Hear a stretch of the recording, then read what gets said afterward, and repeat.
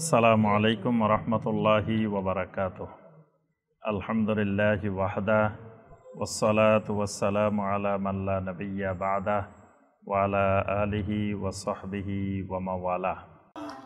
সম্মানিত ভাই ও বোনেরা, আমরা আজকের এই হালাকায় যে বিষয়ের উপরে সংক্ষিপ্তভাবে আলোচনা করার চেষ্টা করব ইনশাআল্লাহ, বিষয়টি হলো মিন নাওয়াকিদিল ঈমান, অর্থাৎ ঈমান ভঙ্গের, ঈমান নষ্ট হওয়ার কিছু গুরুত্বপূর্ণ কারণ।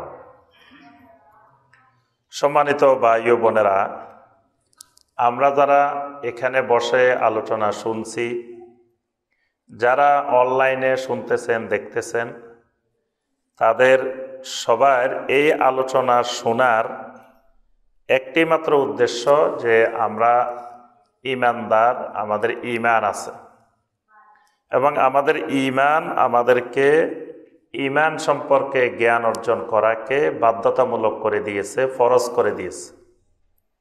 যারা ঈমান আনে নাই তারা কিন্তু আমাদের আলোচনা শোনার জন্য আসে নাই এবং অনলাইনেও তারা শুনবে না। যারা অমুসলিম, যাদের ঈমান নাই, তারা কিন্তু আমাদের এই আলোচনা শুনবে না, এখানেও শুনবে না, বাইরেও শুনবে না। তাহলে আমরা যারা অনলাইন এবং অফলাইনে শুনতেছি, সবার ভিতরে কমন একটা জিনিস আছে, সেটার নাম হলো ঈমান। সেটার নাম কি? ঈমান। একটু কথা বলবেন মাঝে মাঝে। তাহলে আমাদের সবার ভিতরে কি আছে? ঈমান আছে। আলহামদুলিল্লাহ, ঈমান থাকা এটা সবচেয়ে বড় সৌভাগ্যের বিষয়। ঈমান না থাকা এটা আল্লাহর জমিনে সবচাইতে দুর্ভাগ্যের বিষয়। আল্লাহ রাব্বুল আলামিন আমাদেরকে ঈমান দিয়েছেন, এর অর্থ হলো আল্লাহ রাব্বুল আলামিন আমাদেরকে মহব্বত করেন। সুবহানাল্লাহ। আল্লাহ রাব্বুল আলামিন আমাদেরকে ভালোবাসেন। এই ভালোবাসেন বলেই আল্লাহ রাব্বুল আলামিন আমাদেরকে কি দিছেন? ঈমান দিছেন। আল্লাহ সুবহানাহু ওয়া তাআলা যাকে ঈমান দেন, বুঝতে হবে নিশ্চিত আল্লাহ সুবহানাহু ওয়া তাআলা এই মানুষটাকে ভালোবাসেন, মহব্বত করেন। এই জন্য আল্লাহ রাসূল সাল্লাল্লাহু আলাইহি ওয়াসাল্লাম বলেন, ইন্নাল্লাহা ইউতিদ দুনিয়া মান ইউহিব্বু ওয়া মান লা ইউহিব্বু ওয়ালাকিন লা ইউতিল ঈমান ইল্লা লিমান ইউহিব্বু। আল্লাহ রাসূল সাল্লাল্লাহু আলাইহি ওয়াসাল্লাম বলেন, ইন্নাল্লাহা ইউতিদ দুনিয়া মান ইউহিব্বু ওয়া মান লা ইউহিব্বু। আল্লাহ রাব্বুল আলামিন যাকে মহব্বত করেন আর যাকে মহব্বত করেন না, দুইজনকেই আল্লাহ রাব্বুল আলামিন দুনিয়া দেন। দুনিয়া মানে দুনিয়ার ধন সম্পদ, টাকা পয়সা, তারপরে ক্ষমতা, প্রভাব, প্রতিপত্তি, এগুলো আল্লাহ রাব্বুল আলামিন যাকে ভালোবাসেন তাকেও দেন, যাকে ভালোবাসেন না তাকেও দেন। মানে দুনিয়ার এগুলো পাওয়ার অর্থ এই নয় আল্লাহ তাকে ভালোবাসে, ভালোবাসার দলিল না। একজনের খালি সম্পদ বাড়তেই আছে, বাড়তেই আছে, বাড়তেই আছে, সে মনে করে আল্লাহ মনে হয় আমার ভালোবাসে, এই জন্য খালি আমার সম্পদ বাড়ে। এই সম্পদ বাড়া মানে আল্লাহ ভালোবাসেন, এটা দলিল না। কারণ এই সম্পদ তো তার জন্য ফিতনা। ইন্নামা আমওয়ালুকুম ওয়া আওলাদুকুম ফিতনা। তোমাদের ধন সম্পদ, তোমাদের সন্তান সন্ততি, এগুলো তোমাদের জন্য পরীক্ষার কারণ, ফিতনার কারণ। তাহলে সম্পদ বেশি হচ্ছে, তার অর্থ আল্লাহ আমার এই পরীক্ষায় বেশি ফেলতেছে। এটা কিন্তু আল্লাহ ভালোবাসেন, এটা দলিল না। দলিল হইল আল্লাহ রাব্বুল আলামিন আমাকে ফিতনার মধ্যে ফেলতেছেন। আমি আমার এই সম্পদের সঠিকভাবে যাকাত দিই কিনা, এই সম্পদ দিয়ে আমি আমার এই সম্পদে লিসাইল ওয়াল মাহরুম, বঞ্চিত, দরিদ্র, হতভাগা, তাদের অধিকার আছে, সেই অধিকার আমি আদায় করতে পারি কিনা। আমার এই সম্পদের মধ্যে আল্লাহর দ্বীনের অধিকার আছে, মসজিদের অধিকার আছে, মাদ্রাসার অধিকার আছে, দ্বীনের অধিকার আছে, তাহলে এই হকগুলো অধিকারগুলো আমি আদায় করতে পারি কিনা আল্লাহ আমাকে পরীক্ষার মধ্যে ফেলতেছেন। এটা ভালোবাসার দলিল না, বরং এই সম্পদ দ্বারা ক্ষতিগ্রস্ত ধ্বংস হওয়ারও সম্ভাবনা আছে। ইয়া আইয়ুহাল্লাযীনা আমানু লা তুলহিকুম আমওয়ালুকুম ওয়ালা আওলাদুকুম আন যিকরিল্লাহ ওয়া মান ইয়াফআল যালিকা ফাউলাইকা হুমুল খাসিরুন। আল্লাহ রাব্বুল আলামিন বলেন, ও ঈমানদারেরা, তোমাদের ধন সম্পদ, তোমাদের সন্তান সন্ততি তোমাদেরকে যেন আল্লাহর জিকির থেকে গাফেল করে ধ্বংস না করে দে। লা তুলহিকুম, তোমাদেরকে যেন ধ্বংস না করে দে, তোমাদেরকে যেন ধ্বংস না করে, তোমাদেরকে যেন এই ধন সম্পদ সন্তান সন্ততি আল্লাহর জিকির থেকে গাফেল করে ধ্বংস না করে দে। যদি আল্লাহর জিকির থেকে গাফেল করতে তোমাদেরকে পারে, ধন সম্পদ বেশি হলে মানুষ আল্লাহর জিকির থেকে গাফেল হয়। কারণ ধন সম্পদ দেখাশোনা, তত্ত্বাবধান, পরিচর্যা করতে যায়, জামাত পায় না। তারপরে রাত্রে দীর্ঘ সময় ধরে ধন সম্পদের কাজ করতে করতে ফজরের সময় উঠতে পারে না। অনেক আল্লাহর জিকিরে, আল্লাহর দ্বীনের কাজ পালনে সে অমনোযোগী হয়, গাফেল হয়। এই জন্য আল্লাহ পাক বলেন, ওয়া মান ইয়াফআল যালিকা ফাউলাইকা হুমুল খাসিরুন। যদি তোমাকে তোমার ধন সম্পদ আল্লাহর জিকির থেকে গাফেল করে দে, তাহলে তুমি ক্ষতিগ্রস্তদের অন্তর্ভুক্ত হয়ে যাবে। তাহলে বোঝা যায় সম্পদ বেশি পাওয়া মহব্বতের দলিল। কারুনকেও আল্লাহ সম্পদ দিছেন। কারুন অনেক সম্পদের মালিক বানাইছে। কারুনের কথা আল্লাহ পাক কোরআনে কারিমেও বর্ণনা করছেন, বিশাল সম্পদের অধিকার বানাইছেন। তার অর্থ আল্লাহ কারুনকে পছন্দ করেন না। আবার ঈমানদারও অনেক সম্পদশালী ছিলেন। আপনার যুলকারনাইন আলাইহিস সালাম অনেক সম্পদের মালিক ছিলেন, আরো অনেক ঈমানদাররা ছিলেন। তাহলে আল্লাহ যাকে পছন্দ করেন তাকেও দিতে পারেন, যাকে পছন্দ করেন না তাকেও দিতে পারেন। ক্ষমতা, প্রভাব, প্রতিপত্তি, এটা পাওয়া মানেও যে আল্লাহ তাকে পছন্দ করে তা না। আল্লাহ সুবহানাহু ওয়া তাআলা ফেরাউনকেও ক্ষমতা দিছেন, নমরুদকেও ক্ষমতা দিছেন, আবার সুলাইমান আলাইহিস সালামকেও ক্ষমতা দিয়েছেন। তাহলে ক্ষমতা পাওয়াও মহব্বতের দলিল নয়। তাহলে মহব্বতের দলিল কোনটা? ওয়ালাকিন লা ইউতিল ঈমান ইল্লা লিমান আহাব্বা। বরং আল্লাহ রাব্বুল আলামিন যাকে ঈমান দিয়েছেন, ঈমানটাই তার মহব্বতের দলিল। সুবহানাল্লাহ। যাকে আল্লাহ রাব্বুল আলামিন ঈমান দিয়েছেন তাকে নিশ্চিত আল্লাহ রাব্বুল আলামিন মহব্বত করেন। মহব্বত না করলে আল্লাহ কাউকে ঈমান দেন না। তাহলে আল্লাহ আমাদেরকে ঈমান দিয়েছেন, তার অর্থ আল্লাহ রাব্বুল আলামিন আমাদেরকে কি করেন? মহব্বত করেন। যাকে আল্লাহ রাব্বুল আলামিন ঈমান দিয়েছেন তাকে আল্লাহ সুবহানাহু ওয়া তাআলা বন্ধুত্ব করেন, বেলায়েত করেন। সুবহানাল্লাহ। খালি আল্লাহ মহব্বত করে এমন না, আল্লাহ তার সাথে কি করেন? বন্ধুত্ব করে দেন। এই জন্য জমিনে যত ঈমানওয়ালা আছে, যত ঈমানদার আছে, সকলেই আল্লাহ রাব্বুল আলামিনের বন্ধু। আপনাদের মধ্যে আল্লাহর ওলি কে কে আছেন? একজন আছে খালি। এইটাই তো আপনারা বলতেছেন যে আপনারা আল্লাহর ওলি না, কারণ আমাদের মধ্যে কিছু ভ্রান্ত ধারণা ঢুকাই দিছে যে সাধারণ মুসলমান মনে করে, আরে আমি আল্লাহর ওলি হইলাম কেমনে? আল্লাহর ওলি তো খালি আমাদের পীর সাহেবেরা। পীর সাহেবেরা দুনিয়ার শিরিক করলেও আল্লাহর ওলি, কুফরি করলেও আল্লাহর ওলি, বেদাত করলেও আল্লাহর ওলি, হারাম কাজ করলেও আল্লাহর ওলি, দুনিয়ার ইবলিসি শয়তানি সব করলেও আল্লাহর ওলি। ওলির থেকে আর বাদ যাওয়ার সম্ভাবনা নাই। আর আপনি যত আল্লাহর দ্বীনের কাজ করবেন, আপনি মৃত্যু পর্যন্ত সমাজের মানুষের কাছে আল্লাহর ওলি হিসাবে স্বীকৃতি পাওয়ার সম্ভাবনা নাই। এই মিথ্যা ভুল কনসেপ্ট ইমানদারদের মধ্যে ঢুকাই দেওয়া হয়েছে। আল্লাহ সুবহানাহু ওয়া তাআলা কোরআনে কারিমে কতবার ঘোষণা দিয়েছেন, আল্লাহু ওয়ালিয়্যুল্লাযীনা আমানু ইউখরিজুহুম মিনাজ যুলুমাতি ইলান নূর। সূরা আল বাকারা 257 নম্বর আয়াত। আল্লাহ সুবহানাহু ওয়া তাআলা বলতেছেন, আল্লাহু ওয়ালিয়্যুল্লাযীনা আমানু, জমিনে যত ঈমানওয়ালা আছে, যত ঈমানদার আছে, আল্লাযীনা আমানু, যতজন ঈমান আনছে, এরা সবাই আমি আল্লাহর বন্ধু। সুবহানাল্লাহ। ওয়ালি, আল্লাহ ওয়ালি শব্দই ব্যবহার করছেন। আল্লাহু ওয়ালিয়্যুল্লাযীনা আমানু, সমস্ত ঈমানদাররা আল্লাহর কি? ওলি, আল্লাহর বন্ধু। অর্থাৎ আল্লাহ শুধু তাদেরকে মহব্বত করেন না, ঈমানদারদের সাথে বন্ধুত্ব করেন। সুবহানাল্লাহ। তো বন্ধু বন্ধুরে কি করে? এখন বন্ধু বিপদে পড়ছে, আরেক বন্ধু আর দ্বারের কাছে নাই, পালাই গেছে, এটা কি বন্ধুত্বের প্রমাণ? তাহলে বন্ধুর প্রমাণ কি? যে এক বন্ধু বিপদে পড়ছে, আরেক বন্ধু কি করবে? আল্লাহ রাব্বুল আলামিন সাথে সাথে এই কথাটা বলছেন, ইউখরিজুহুম মিনাজ যুলুমাতি ইলান নূর।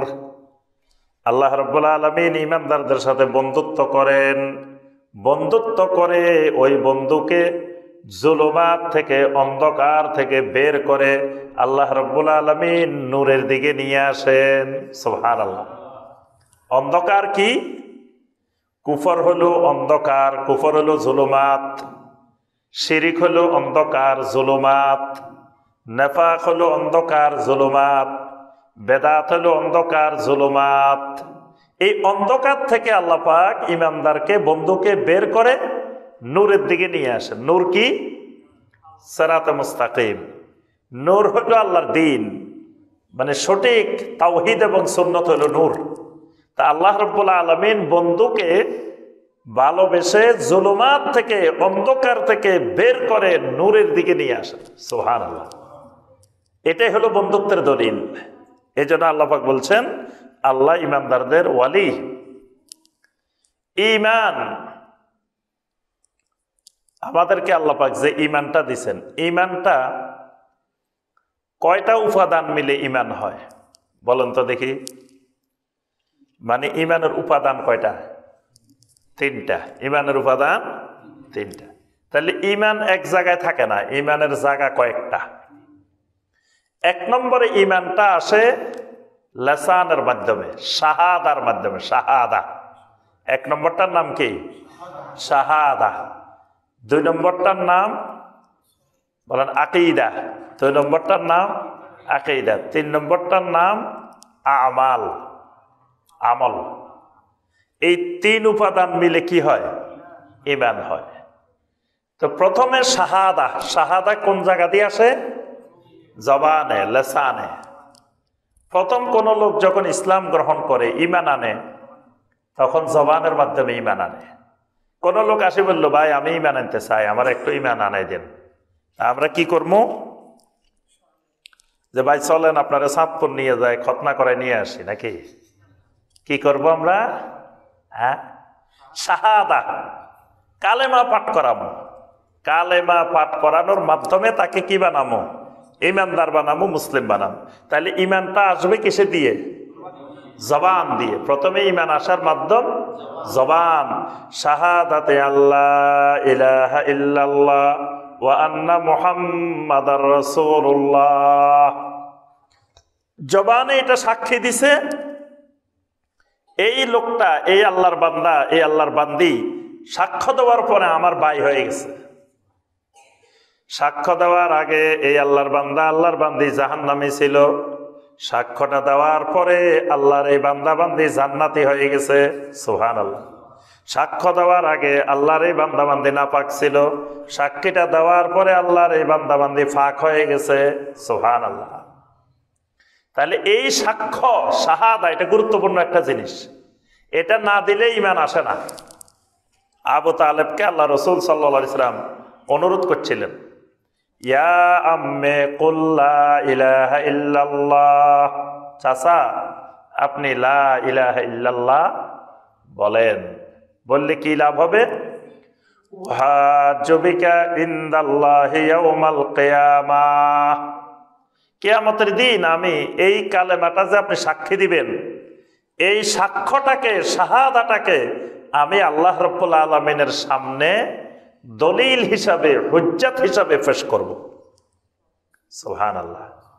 কিন্তু চাচার তো দুর্ভাগ্য, চাচা শেষ পর্যন্ত সাক্ষী দেয় নাই। চাচা কি বলছে?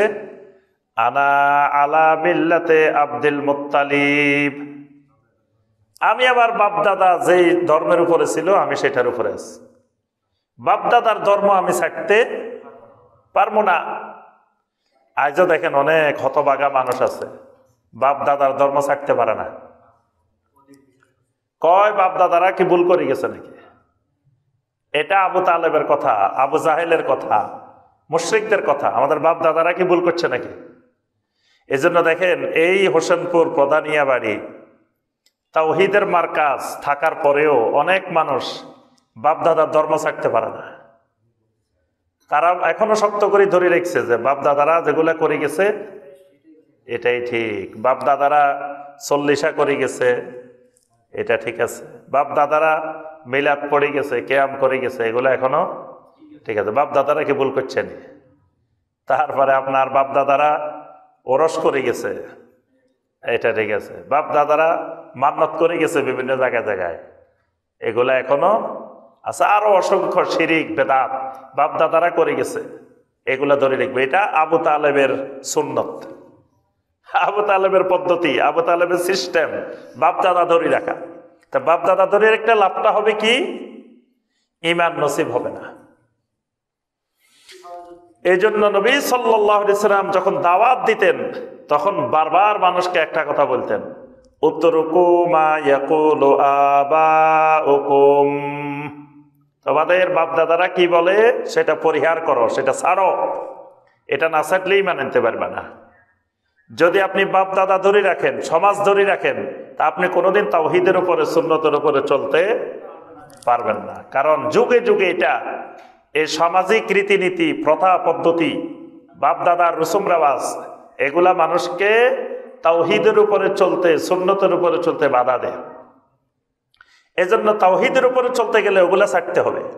আল্লাহ রাব্বুল আলামিন সেখানে আরো স্পষ্ট করে বলছেন, وَإِذَا قِيلَ لَهُمْ تَعَالَوْا إِلَى مَا أَنزَلَ اللَّهُ وَإِلَى الرَّسُولِ, যখন তাদেরকে বলা হয় যে মুশরিকদেরকে, কাফেরদেরকে, যে তোমরা বাপদাদার পদ্ধতি ছেড়ে আল্লাহ এবং রাসূলের দিকে ফিরে আসো, তখন তারা কি বলে? ক্বালু হাসবুনা মা ওয়াজাদনা আলাইহি আবাআনা, আমরা আমাদের বাপদাদাদেরকে, পূর্বপুরুষদেরকে যেই বিশ্বাসের উপরে, যে আমলের উপরে পাইছি এটাই যথেষ্ট আমাদের জন্য, আমরা এটার বাইরে যাওয়া জরুরি নয়। তাহলে যে কথাটা আমরা বলতেছিলাম, আবু তালেবকে আল্লাহ রাসূল সাল্লাল্লাহু আলাইহি ওয়াসাল্লাম বললেন, সাক্ষ্য দেন। আবু তালেব বলল কি? আনা আলা মিল্লাতে আব্দুল মুত্তালিব। ফামাতা আবু তালেব কাফেরান, আবু তালেব কাফের হয়ে মারা গেল। তাহলে সাক্ষ্য দেওয়াটা জরুরি জিনিস, এটা ঈমানের 1 নম্বর উপাদান। আচ্ছা, এখন সাক্ষ্য দিছেন কিন্তু ঈমান মুখের মধ্যে রয়ে গেছে, অন্তর পর্যন্ত যায় নাই, তাহলে কি ঈমানদার হওয়া যাবে? যাবে না। মুনাফিকেরা জবানে সাক্ষী দিছে কিন্তু অন্তর পর্যন্ত ঈমান পৌঁছে নাই। তাদের সাক্ষীটা আমাদের সাক্ষীর চেয়ে আরো মজবুত। মুনাফিকের সাক্ষী আমাদের সাক্ষীর চেয়ে কি কেমনে মজবুত বলেন তো দেখি? না, আল্লাহ পাক কোরআনে কারিমে সূরা আল মুনাফিকুনের 1 নম্বর আয়াতে বলছেন, ইযা জাআকাল মুনাফিকুনা ক্বালু নাশহাদু ইন্নাকা লারাসূলুল্লাহ। আমরা কালেমা পড়ার সময় কি বলি? লা ইলাহা ইল্লাল্লাহু মুহাম্মাদুর রাসূলুল্লাহ সাল্লাল্লাহু আলাইহি ওয়াসাল্লাম। আমরা বলি মুহাম্মাদুর রাসূলুল্লাহ সাল্লাল্লাহু আলাইহি ওয়াসাল্লাম, অর্থাৎ মুহাম্মদ সাল্লাল্লাহু আলাইহি ওয়াসাল্লাম আল্লাহর রাসূল, এটা বলি না? মুনাফিকরা কি কয়? ইন্নাকা লারাসূলুল্লাহ, ও নবী অবশ্যই অবশ্যই আপনি আল্লাহর রাসূল। আমি আপনাকে তো অবশ্যই অবশ্যই বলি নাই, খালি বলছি কি মুহাম্মদ সাল্লাল্লাহু আলাইহি সাল্লাম আল্লাহর রাসূল। মুনাফিকরা বলতেছে কি ইন্নাকা, অবশ্যই আপনি, লা রাসূলুল্লাহ, আবার লাম দিয়ে অবশ্যই আল্লাহর রাসূল। তাহলে আমার আপনার সাক্ষীর চেয়ে তার সাক্ষী মজবুত না? সে কিন্তু দুইবার কইছে অবশ্যই অবশ্যই। আমি আপনি কিন্তু দুইবার, একবারও বলিনি যে অবশ্যই। আমি আপনি বলছি মুহাম্মদ সাল্লাল্লাহু আলাইহি সাল্লাম আল্লাহর রাসূল। তাহলে তার শাহাদা আমার আপনার চেয়ে মজবুত, কিন্তু জোরালো। কিন্তু আল্লাহ সুবহানাহু ওয়া তাআলা কি বলছেন? ওয়াল্লাহু ইয়ালামু ইন্নাকা লারাসূলু, আমি আল্লাহ ভালো করে জানি অবশ্যই আপনি আমার রাসূল। আপনাকে তো রাসূল বানাইছি আমি, তা আমি তো ভালো করে জানি আপনি আমার রাসূল। ওয়াল্লাহু ইয়াশহাদু ইন্নাল মুনাফিকিনা লাকাযিবুন, ও রাসূল আমি আল্লাহও সাক্ষী দিতেছি অবশ্যই অবশ্যই মুনাফিকেরা মিথ্যাবাদী। ওরা যেমন কইছে অবশ্যই অবশ্যই, আল্লাহ সুবহানাহু ওয়া তাআলা বলছেন ইন্নাল মুনাফিকিনা লাকাযিবুন, আল্লাহ ইন্না দিয়ে লাম দিয়ে অবশ্যই অবশ্যই এরা মিথ্যাবাদী। এখন মিথ্যাবাদী কেমনে হলো? মানে এরা জবানে সাক্ষ্য দিছে, অন্তরে সাক্ষ্য পৌঁছে নাই। সূরা আল হুজুরাতের আপনার 14 নম্বর আয়াত, আল্লাহ রাব্বুল আলামিন বেদুইনদের প্রসঙ্গে বলতেছেন। বেদুইন, এদের ব্যাপারে আল্লাহ বলছেন যে বেদুইনেরা তোমরা বলিও না লাম তুমিনু, ঈমান আনছি বলিও না, তোমরা বলো আসলাম না, আমরা ইসলাম গ্রহণ করছি। কেন? ওয়ালাম্মা ইয়াদখুলিল ঈমানু ফি কুলুবিকুম, কারণ তোমাদের অন্তরে এখনো ঈমান প্রবেশ করে নাই। তোমাদের অন্তরে এখনো ঈমান প্রবেশ করে নাই। তাহলে ঈমান জবান থেকে কোথায় আসবে? অন্তরে আসবে। কারো যদি অন্তর পর্যন্ত না আসে ঈমান হবে না। এই ঈমান যে অন্তরের যে সাথে সম্পৃক্ত যে ঈমান, এটার নাম আকীদা। এটার নাম কি? আকীদা মানে বিশ্বাস, শক্ত বিশ্বাস, খালি বিশ্বাস না। আকীদা মানে গিরা লাগানো, অকদতন মানে গিরা, আকদন মানে গিরা। আমরা বিয়ের অনুষ্ঠানের বলি আকদ, আকদ বলি না আকদে নিকাহ, বিয়ের আকদ হইব। আকদ মানে গিরা লাগানো, শক্ত করে বাঁধা, এটাকে আরবিতে বলে আকদ। তা আকীদা মানে অন্তরের মধ্যে আল্লাহ পাক যে বিশ্বাসগুলো পোষণ করতে বলছেন ওহীর মাধ্যমে, কোরআনে এবং সহিহ হাদিসে যে বিশ্বাসগুলো করতে বলছেন, এই বিশ্বাসগুলোকে শক্তভাবে অন্তরে স্থাপন করা, এটার নাম আকীদা। এটার নাম কি? ঈমানের 3টা উপাদানের মধ্যে এটা সবচেয়ে গুরুত্বপূর্ণ। অন্তরেরটা, আকীদারটাই সবচাইতে বেশি গুরুত্বপূর্ণ। আকীদারটা ঠিক হইলে জবানও ঠিক হবে, আমলও ঠিক হবে। এইটাই গন্ডগোল হইলে জবানও ঠিক হবে না, আকীদাও ঠিক, আমলও ঠিক হবে না। আচ্ছা, এরপরে ঈমান কোথায় যাবে অন্তরের থেকে? হ্যাঁ, আমল। মানে অন্তরে গেলে আমার আপনার হার্টের মধ্যে যখন রক্ত যায়, তো হার্ট কি রক্ত আটকায় রাখে? আটকায় রাখে না। কি করে? পুরা শরীরে ছড়াই দেয়। ঠিক ঈমানটা যখন আপনার অন্তরে যাবে, তখন হার্ট কি করবে, কালবে কি করবে, ঈমানটাকেও পুরা বডির মধ্যে ছড়াই দিবে। ওখানে আটকে রাখবে না, কিন্তু পুরা বডির মধ্যে যখন ছড়াই দিবে, এবার আমার আপনার হাত ঈমানের হাত হয়ে যাবে, আবার আপনার চোখগুলা ঈমানের চোখ হয়ে যাবে, আমার আপনার ব্রেনটা ঈমানের ব্রেন হয়ে যাবে, আমার আপনার ফ্যাটটা ঈমানের ফ্যাট হয়ে যাবে, আমার আপনার পাটা ঈমানের পা হয়ে যাবে। পুরা বডি এবার ঈমানের কাজ করা শুরু করবে। এগুলো হলো লেবার। এর রাজধানী কালব। ঈমানের রাজধানী কোথায়?